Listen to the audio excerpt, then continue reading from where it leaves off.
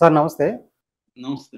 Sir ఈ ధర్మస్థలి వివాదం అన్నది రోజు రోజుకి రకరకాల మలుపులు తిరుగుతుంది. అంటే ఆయన 10 ప్లేసెస్‌లో మనకు చెప్తే అది ఒక్క ప్లేస్‌లోనే ఎముకలనేవి దొరకడం జరిగింది. అంటే అతను అబద్ధం చెప్తున్నాడా? లేకపోతే దీని వెనక ఏమైనా జరిగిందా? ఇంకో ప్రశ్న ఏంటంటే ఈ 10, 15 సంవత్సరాలుగా ఈ డెత్స్ అన్నదానికి ఒక రిపోర్ట్ అనేది ఉంటుంది. ఈ డిజిటల్ యుగంలో ఇంకా ఫాస్ట్‌గా అది అవకాశం ఉంటుంది. కానీ అసల 15 సంవత్సరాల నుంచి దీని రికార్డ్ లేదు అంటే దీని వెనకాల ఏదో జరిగిందేమో నాకు అనుమానాలు కూడా వస్తున్నాయి. అసలు దీన్ని ఎలా చూస్తారు? అసలు ఏం జరిగింది? ధర్మస్థలలో రోజుకొక ట్విస్ట్ చోటు చేసుకుంటుంది. ఆహ్, రోజుకొక మలుపు తిరుగుతుంది. ఇప్పుడు కొత్తగా మనకి 2 విషయాలు బయటకొచ్చాయి. ఒకటి ధర్మస్థలాకు సంబంధించి ఈ భీమా అనే వ్యక్తి, అతని అసలు పేరు భీమా కాదు, స్కావెంజర్ అతను. అతని పేరు భీమా అని మీడియా పెట్టారు. సో ఈ భీమా అనే వ్యక్తి మొత్తం 13 సైట్లను ఇప్పటి వరకు చూపించాడు. 28వ తేదీ సిట్టు తవ్వకాలు మొదలుపెట్టింది. ఈ 13 సైట్లలో నిన్నటికి 10 తవ్వారు. 10 తవ్వినప్పుడు అందులో సైట్ నెంబర్ 6లో 25 ఎముకలు దొరికాయి. ఇంకా ఏ సైట్లో కూడా ఏమీ దొరకలేదు. ఒక సైట్లో మాత్రం ఒక రెడ్ జాకెట్టు, ఒక ఐడి కార్డు, ఒక పాన్ కార్డు, ఒక ఏటీఎం కార్డు, ఇవి మాత్రమే దొరికాయి. అది కూడా ఈ కేసుకు సంబంధం లేని ఎవరో ఒక ఫ్యామిలీకి సంబంధించిన వ్యవహారం అది. సో ఈ 25 ఎముకలు మాత్రమే దొరికే దాన్ని ఫోరెన్సిక్ కి పంపిస్తున్నారు. ఫోరెన్సిక్ డాక్టర్ వేణుగోపాల్ రెడ్డి మీడియాతో మాట్లాడారు. ఎస్ఎఫ్ఎల్ ఫోరెన్సిక్ అంటే సైన్స్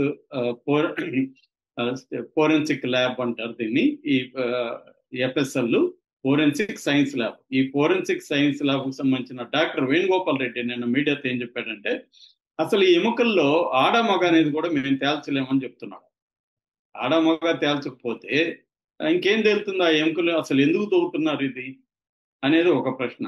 రెండవది ప్రశ్న ఏంటంటే, ఈ భీమా అనే అతను చాలా ఆర్గనైజ్డ్ గా, ప్లాన్డ్ గా విత్ లాయర్స్ తో పాటు జూలై 4న బెల్తంగడి పోలీస్ స్టేషన్ అంటారు ధర్మస్థలాలో, బెల్తంగడి పోలీస్ స్టేషన్ కి అటెండ్ అయ్యాడు. అటెండ్ అయినప్పుడు ఒక బ్యాగ్ నిండా ఎముకలు కూడా తీసుకొచ్చారు. ఆ ఎముకలు ఎవరివి ఏంటి అనేది ఇప్పటి వరకు న్యూస్ బయటకు రాలేదు. 2, అంత ప్లాన్డ్ గా ఆయన అన్ని ఆలోచించుకొని 11 ఏళ్ల తర్వాత ఈ పోలీస్ స్టేషన్కి వచ్చాడు. అది 95 నుంచి 2014 వరకు జరిగిన 19 ఏళ్లలో జరిగిన సంఘటనల గురించి చెప్పడానికి 11 ఏళ్ల తర్వాత 2014 జరిగితే లాస్ట్ సంఘటన 11 ఏళ్ల తర్వాత వచ్చాడు అంటే ఆయన ప్రిపేర్ అయ్యి వచ్చాడు. ఆయనకి ఐడియా ఎక్కడెక్కడ చూపించాలి అనేది ఐడియా ఉండే వచ్చాడు కదా.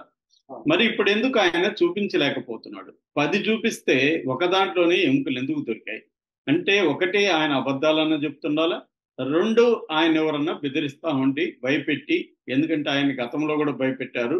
అయినా ఆయన పాపభీతితో ఆయన రోజు పీడకలలు వెంటాడుతున్నాయి. రెండోది వాళ్ళ చెల్లి కూతురు మీద అత్యాచార ప్రయత్నం జరిగింది. ఇవన్నీ ఆయన చూసి చెప్పదాం మనం అని వచ్చాడు.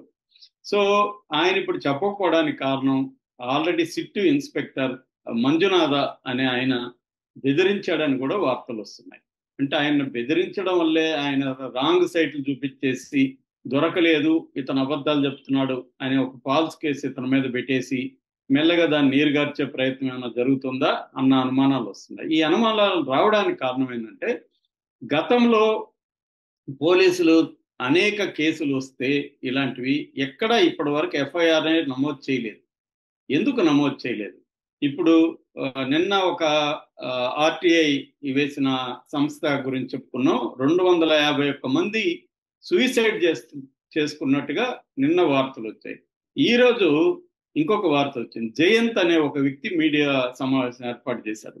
ఆయన ఆర్టీఐ యాక్టివిస్ట్. ఆయన ఈ బెల్తంగడి పోలీస్ స్టేషన్లో ఒక ఆర్టీఐ అప్లికేషన్ పెట్టాడు. అదేంటంటే 2000 నుంచి ఇప్పటి వరకు ఎంత మంది అన్నేచురల్ గా చనిపోయారు మీ పోలీస్ స్టేషన్ పరిధిలో, ఆ రికార్డులు అడిగాడు. వాళ్ళు ఏం చెప్పారంటే 2000 నుంచి 2015 వరకు ఈ 15 ఏళ్ల రికార్డులు ఏవి లేవు. అన్నేచురల్ డెత్ సంబంధించి ఏ రికార్డులు కూడా మాకు లేవు అని చెప్పారు. అంటే ఫోటోలు, పోస్టర్లు, పోస్ట్ మార్టం రిపోర్ట్లు వీటన్నిటిని మేము ధ్వంసం చేశామని చెప్పారు. ఎందుకు ధ్వంసం చేశారని అడిగిన దానికి జనరల్ అడ్మినిస్ట్రేషన్ మాకు చెప్పింది ధ్వంసం చేయమని, మేము ధ్వంసం చేసేసాము అని చెప్తున్నారు. ఇది ఇప్పుడు సందేహాస్పదంగా ఉంది. ఎందుకంటే ఈ అన్నేచురల్ డెత్స్ సంబంధించి రికార్డులను భద్రపరచాల్సిన బాధ్యత పోలీస్ స్టేషన్కు ఉంది. ఇవాళ డీటెయిల్ యుగం అయిపోయినాక పెద్ద కష్టం కూడా కాదు. హార్డ్ డిస్క్లను పెట్టుకొని దాంట్లో పడేయచ్చు. డేటా అంతా కూడా ఎక్కువ జీబీఎం ఆక్యుపై చేయదు. వీడియో ఫుటేజ్ ఎక్కువ ఉంటేనే ఆక్యుపై చేస్తుంది. ఫోటోలు, డాక్యుమెంట్, పేపర్లు డీటెయిల్ చేస్తే ఎంత ఆక్యుపై చేస్తుంది. ఇప్పుడు మనమే వ్యక్తులుగానే బోల్డ్ పెట్టుకుంటా ఉన్నాం. మనమే ఇవాళ టీబీ అనేది 1 TB అనేది చాలా పెద్ద కాస్ట్ కూడా కాదు. సో ఇదంతా కలిసి 1 TBలోనే సరిపోతుంది. అంటే ఈ 15 ఏళ్ళ రికార్డు ఒక 5-6 వేలు పెట్టి ఒక 1 TBలో పడేసే పరిస్థితి కూడా లేదా? కావాలని ఎందుకు ధ్వంసం చేయాల్సి వచ్చింది అనేది ఇప్పుడు అనుమానాలకు దారితీసింది. అందుకని అతను సిట్కి కంప్లైంట్ చేశాడు. సిట్ వాళ్ళు మేము పరిశీలిస్తాం అంటున్నారు. అంటే ఓవరాల్గా ఈ పోకడ చూస్తూ ఉంటే ఇదంతా కూడా దీని వెనక ధర్మస్థల మాఫియా పనిచేస్తుంది ఆల్రెడీ. ఎందుకంటే ఆ మాఫియా గతంలో కూడా మనం ఆల్రెడీ చెప్పుకున్నాం. లంకేష్ పత్రిక విలేకరు ఇతని వీళ్ళ మీద ధర్మస్థల మాఫియా అని లంకేష్ ట్యాబ్లాయిడ్లో కవర్ పేజీకి అతను రాసినప్పుడు ఆ జర్నలిస్టు కట్ చేస్తే ఒక లాడ్జీలో వేలాడుతున్నాడు. అంటే చనిపోయాడు, చంపేశారు అతన్ని ఆత్మహత్య అనే పేరుతో. సో ఈ చుట్టుపక్కల లాడ్జీలోనే నిన్న దీని మీద ప్రత్యేక కథనం కూడా చేశాను. చుట్టుపక్కల లాడ్జీలోనే 49 మంది లాడ్జీలలో ఆత్మహత్యం చేసుకున్నారు. అంటే ఇది ఒక విచిత్రంగా అనిపిస్తుంది. ఇది నిజం. దీని మీద ఎవరైనా సినిమా స్టార్ట్ చేస్తున్నా నాకు తెలిసి కన్నడ వాళ్ళు ఆల్రెడీ చేస్తారు. సో ధర్మస్థల ఫైల్స్ అని ఆల్రెడీ టైటిల్ రిజిస్ట్రేషన్ చేసినట్టు కూడా చెప్తున్నారు. ఖచ్చితంగా ఇది ఇంట్రెస్టింగ్ సబ్జెక్టు. అంటే ఒకటి, ఆత్మహత్యలు విపరీతంగా జరుగుతున్నాయి. 2, అన్నేచురల్ డెత్స్ జరుగుతున్నాయి. 3, ఈ పంచాయతీ వాళ్ళు ఎక్కడెక్కడో అడవిలో మామూలు మనుషులు పోలేని చోటికి వెళ్ళి పూడ్చారు. అంత లోపలికి వెళ్ళి ట్రెక్కింగ్ చేస్తే కానీ వెళ్ళలేని ప్లేసుల్లోకి ఎందుకు పూడ్చారు అనేది దానికి వాళ్ళ దగ్గర ఆన్సర్ లేదు. ఫారెస్ట్ పర్మిషన్ తీసుకున్నారా, ఆ పర్మిషన్ లేవు అనే దానికి వాళ్ళు ఏమి చూపించట్లేదు. ఏ రకమైన రికార్డులు వాళ్ళ దగ్గర లేవు. సో ఇదంతా ఒక గూడిపుట్టం అని ఉంది. దీని వెనుక ధర్మస్థల మాఫియా ఉంది. వీరేంద్ర హెగ్డే ఫ్యామిలీ చాలా పవర్ఫుల్ అక్కడ అని చెప్తున్నారు.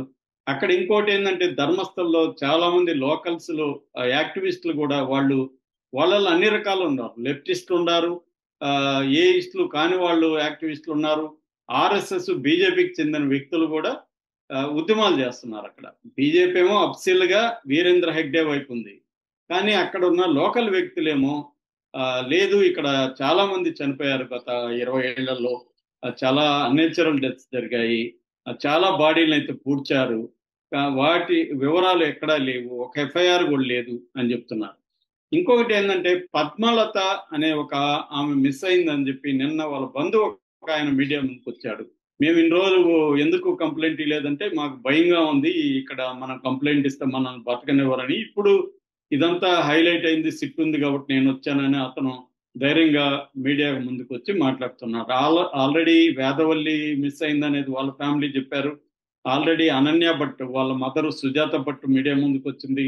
సౌజన్య అనే ఒక 17 ఏళ్ల అమ్మాయి మిస్ అయిందని వాళ్ళ పేరెంట్స్ చెప్తున్నారు. ఇలాగా మెల్లమెల్లగా మిస్సింగ్ కేసులకు సంబంధించి వాళ్ళ ఫ్యామిలీ మెంబర్లు ధైర్యం తెచ్చుకొని ముందుకు వస్తున్నారు. కానీ మనకి గ్రౌండ్ లెవెల్లో జరిగేది చూస్తే మాత్రం ఎముకలోకాలు దొరికినా కూడా తేలేటుగా మనకు కనబడట్లేదు. ఇదంతా కూడా ఏంటంటే మెల్లమెల్లగా సిట్ అంటారు, 4 రోజులు పోతుంది, ఏం జరగదు. ఇప్పుడు మనం గండికోట వైష్ణవ్ కేసు ఏమైంది, 22 రోజులు అయింది ఆమెను చంపేసి. ఏమైంది, పోలీసులు మా దగ్గర అతీత శక్తులు లేవు సార్ అంటున్నాడు డిఏజీ. అంటే మెల్లమెల్లగా దాన్ని నీరుగార్చేసి జనం అంతా మర్చిపోయినాక ఏమీ జరగదు. ఫైనల్గా ఎవడో ఒకరిని అరెస్ట్ చేసి కేసు పెట్టి దాన్ని అట్లా పక్కకు తోలేస్తారు. ఇది ఎప్పటి నుంచో జరిగేది ఇండియాలో. అధికారము, పొలిటికల్ పవరు, పలుకుబడి, డబ్బు, కులము, ఈ అంశాలు ప్రధానంగా ఇండియాలో ఈ క్రిమినల్ జస్టిస్ సిస్టమ్ని ఇన్ఫ్లుయెన్స్ చేస్తుంటాయి. వాళ్ళకే న్యాయం జరుగుతుంది.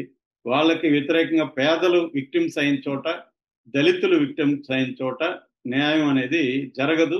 ఇది కూడా అంతే జరగబోతుంది అనేది మనకు పరిశీలిస్తుంటే అర్థమవుతున్న విషయం. Okay sir.